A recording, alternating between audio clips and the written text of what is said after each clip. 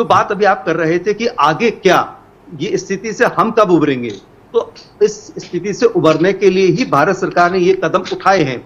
China के साथ भी बातचीत चल रही है, सऊदी अरेबिया के साथ भी बातचीत चल रही है, यूएई के साथ बातचीत चल रही है। ये 3 ऐसे देश हैं जो फाइनेंशियली काफी फंडिंग करते हैं पाकिस्तान को।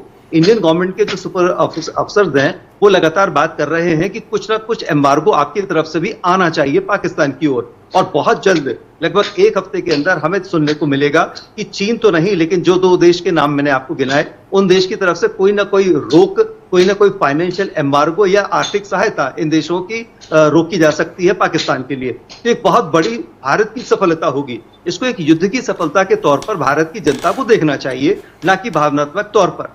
क्योंकि देखिए, यहाँ पर हम थोड़े से हमारे भी कुछ ना कुछ यहाँ पर हाथ बंधे होते हैं। जब कभी हम किसी युद्ध पर जाते हैं, हम उस तरह का युद्ध कभी नहीं लड़ते किसी देश की सीमा पर जाकर उसकी किसी की राष्ट्र के ऊपर कब्जा करने की, किसी शहर के ऊपर कब्जा करने की हमारी नीति कभी नहीं थी। तो हमारी नीति बड़ी स्पष्ट है।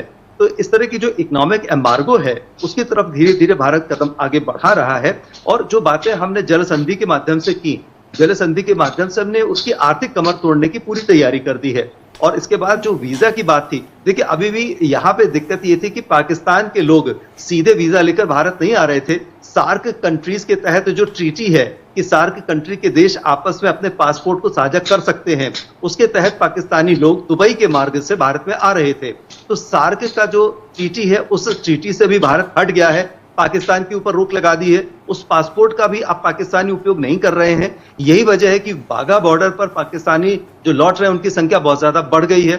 बाघा बॉर्डर से आने वाले ऐसे सार्क पासपोर्ट होल्डर्स, उनकी संख्या अब खत्म हो गई, क्योंकि अब उन्हें अंदर आने नहीं मिल रहा है। ये जो परेशानियां हमने पाकिस्तान के ऊपर मढ़ दी हैं, ये पाकिस्तान टूटने की कगार पर पहुंच रहा है।